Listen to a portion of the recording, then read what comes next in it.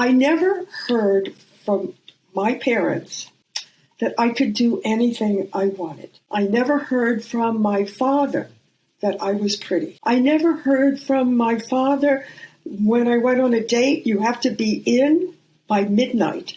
That's it. And so the minute I walked outside onto the porch of the row house, I said, my father said I have to be in by midnight. I never had any of that. They said to me, well, we trust you.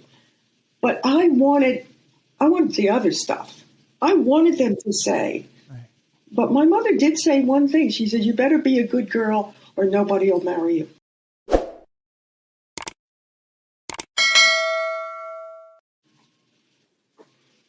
And when how did you have? I have a younger sister. I had. She passed away. The one thing that is so big in my head and it changes my whole life is that when I graduated from high school and I was 17, I had skipped.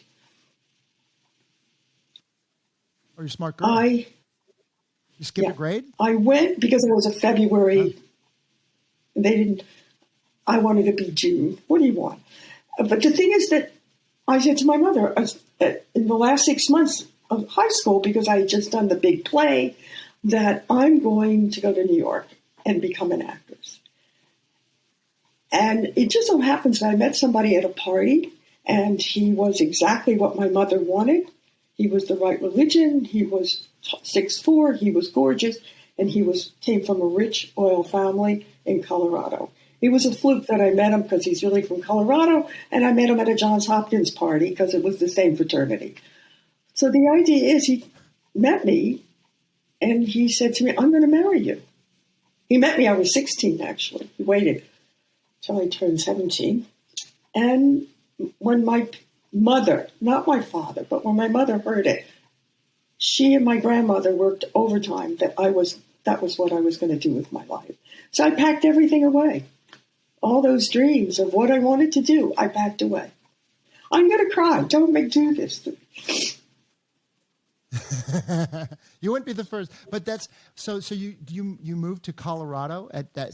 Give me a break. 17. It sounds better. 17 years old. Okay. So, and what was your life like? Like, you just. No, I went to the University of Colorado because he was going to the University of Colorado. He was a senior. I was a freshman. I did a year, and then he graduated and had to go into ROTC. So I just followed him, went to California, and then never went back to school until the next marriage. Right. So where do you segue into a career at this point? We come after ROTC. We come back to Colorado. His parents built us a custom-built house. I was 21 years old. I had the country club. I had the au pair. I had the stuff. Okay, and I don't think I was really cut out for the country club life. I did play bridge, but I didn't play tennis. I didn't play golf.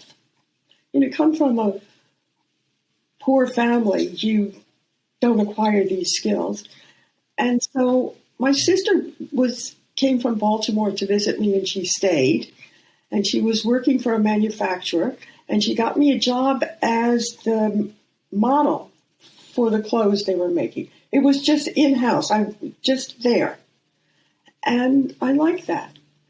And then, and this is a long time ago for me to remember, but I do remember that I met some people from advertising agencies, and they said that Continental Airlines was looking for the face of Continental Airlines. And it was I was young. I was about 24. Continental was a regional airline, and the owner of the airline, Bob Six, lived in Denver. So all those New York advertising guys came to Denver to do the commercial. I got picked. They made a custom uniform, and I did 6 commercials as the only talking. She was a stew, not a flight attendant. I did the talking, and that was the beginning of my marriage going south. Because it was from a very prominent family, and they couldn't hide that I was on television. Oh, wow. That was, you were a plebeian because you were on television. It was the different rules that you lived by. This is the 50s. You live by these rules.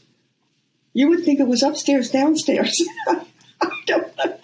And so he walked out on me with 2 kids. They were 3 and 5. And by the time the divorce was final, I moved to the wrong side of the tracks and lived in a basement apartment. No support. Wow. Not enough support with your 2 kids. Pardon me? You and the 2 kids. They were 4 and 6 by then.